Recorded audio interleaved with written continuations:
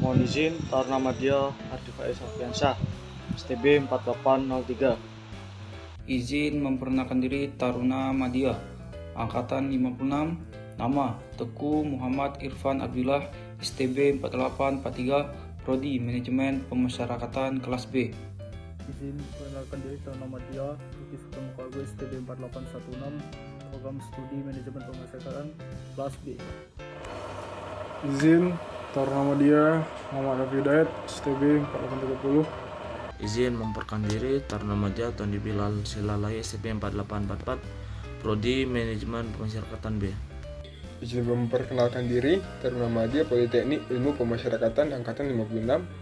Nama Yohanes William Shombing, STB 4846, Program Studi Manajemen Pemasyarakatan B. Mohon izin untuk menjelaskan pada bagian pertama terkait buku Before You Quit Your Job. Yang pertama yaitu dimulai dari pola pikir terhadap pandangan penulis yang dituangkan melalui cerita seseorang dalam buku ini.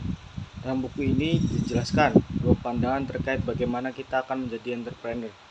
Yang pertama, kita akan belajar untuk memperoleh nilai yang tinggi dan baik, agar kelak mendapatkan pekerjaan yang baik dan juga yang layak bagi kita. Tetapi dalam buku ini dijelaskan, mindset tersebut hanya akan menjadikan kita sebagai seorang karyawan ataupun stuck pada bagian-bagian itu saja. Pada bagian kedua ataupun mindset yang kedua yaitu ditanamkan bagaimana cara kita untuk menjadi entrepreneur, di mana kita akan menyusun sebuah bisnis. Bukan hanya kita dipekerjakan oleh seseorang, melainkan kita akan membangun sebuah bisnis yang kelak akan kita jalankan dan bagaimana bisa bertahan saat ada badai maupun rintangan, tantangan yang lalu lalang, bahkan sebesar apapun itu juga. Kita harus dapat bertahan meskipun banyak rintangan dan cobaan. Terima kasih. Pada bab yang mencoba menjelaskan perbedaan dari pekerjaan dan tugas. Nah, di mana dijelaskan pada bab ini, seorang ayah kaya bertanya kepada anaknya mengenai apa yang dia ketahui dari sebuah perbedaan pekerjaan dan tugas. Sang anak hanya kebingungan dan seraya berkata bahwa keduanya terlihat sama dan tidak ada perbedaan. Sang ayah coba meyakinkan sang anak untuk terus mencari dan berpikir bahwa pekerjaan dan tugas bukanlah hal yang sama tetapi hal yang berbeda. Sang anak hanya kebingungan dan menggelengkan kepala. Lalu ketika itu ayahnya langsung berkata bahwa kalian dibayar untuk sebuah pekerjaan, tetapi kalian tidak dibayar karena tugas kalian. Singkat cerita ialah ketika kalian mengerjakan pekerjaan rumah lebih banyak, maka kalian akan menghasilkan uang dari pekerjaan tersebut dan lebih banyak lagi. Seperti contohnya dokter.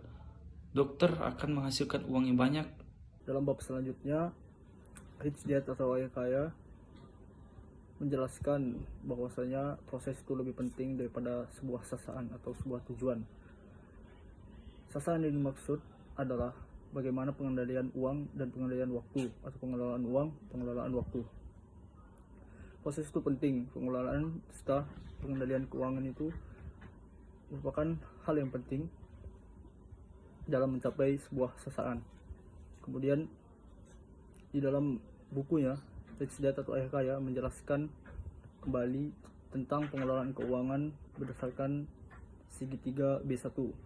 Dalam segitiga B1 ini digambarkan sebagai segitiga dengan setiap sisinya ada tim, kepemimpinan, juga misi, dan di dalamnya ada memiliki 5 tingkatan, yaitu produk, hukum, sistem, komunikasi, juga arus kas.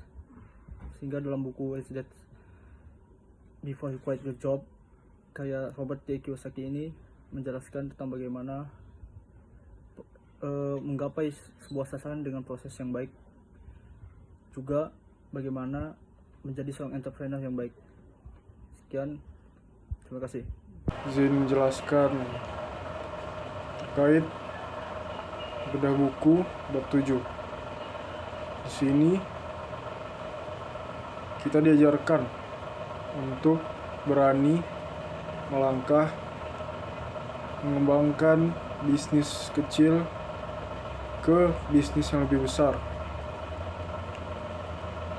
Yang mana buku ini menunjukkan bahwa proses yang dijalani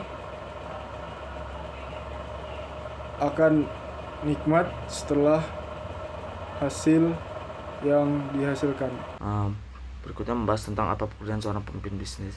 Pada buku tersebut menjelaskan seorang anak yang menanyakan kepada ayah kaya tentang apa pekerjaan seorang pemimpin bisnis. Ayah kaya menjawab, seorang pemimpin bisnis memiliki pekerjaan yang sangat penting.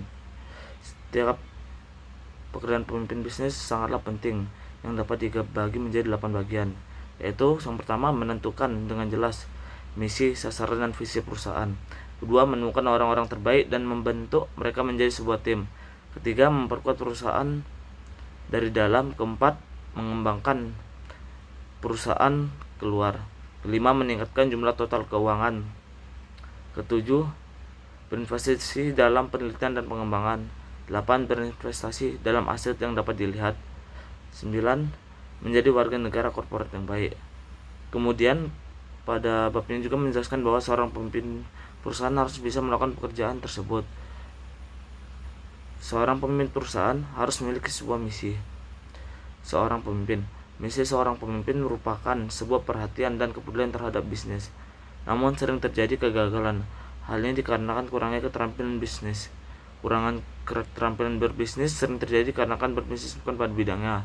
Halnya seperti pensiunan guru yang sudah bekerja 10 tahun, tentu guru tersebut tidak bisa membangun bisnis dikarenakan tidak adanya pengalaman. Siap, terima kasih. Yang saya dapat dari dalam hal buku itu yaitu cara mencari konsumen baik. Kata yang sangat penting dalam bisnis adalah margin, sama pentingnya dengan istilah arus kas nyata. Kedua istilah itu berkaitan dengan sangat rumit dalam penjelasan yang sangat sederhana. Margin adalah perbedaan antara biaya produksi produk Anda dan harga yang Anda berikan untuk produk Anda. Ada 3 alasan kenapa margin kotor sebuah produk sangatlah penting, yaitu margin kotor. Di situ Anda bisa melihat bahwa margin produk harus menyediakan arus kas yang cukup untuk memberikan makan bagian lain pengeluaran tersebut. Margin menyediakan gaji tim, biaya hukum, pengoperasian sistem perusahaan, pemasaran, dan akunting, yang disebut juga sebagai pengeluaran operasi. Kedua, margin menentukan harga produk Anda. Jelas bahwa semakin tinggi margin, semakin tinggi pula harga produk. Selanjutnya, produk dan harga menentukan konsumen Anda. Untuk membantu perjelas hal ini, mari seperti kita lihat industri mobil. Rolls-Royce dikenal sebagai mobil yang sangat mahal. Hal itu menarik jenis konsumen tertentu. Kalau Rolls-Royce tiba mengumumkan akan memproduksi model dengan anggaran harga rendah, mungkin banyak konsumen kaya mereka yang mulai mencari merek mobil lain. Jadi, untuk mencari konsumen yang baik, Anda perlu memasangkan produk dengan harga guna menyesuaikan dengan keinginan, kebutuhan, dan ego konsumen. Dalam kebanyakan kasus, ego konsumen jauh lebih penting daripada keinginan dan kebutuhan mereka. Di dalam buku ini juga dipelajari 5P, yaitu yang P yang pertama produk, P kedua person atau orang, P ketiga price atau harga, P keempat place atau tempat, P kelima position atau posisi. Baru di buku ini juga menjelaskan mengenai pemasaran untuk entrepreneur. Yaitu entrepreneur haruslah merupakan tenaga penjual terbaik dalam bisnisnya sendiri. Kedua, entrepreneur haruslah tenaga pemasaran terbaik dalam bisnisnya sendiri. Ketiga, usaha-usaha pemasaran harus menghasilkan penjualan bukan hanya iklan yang terlihat bagus atau mengesankan, cuman produknya juga harus bagus.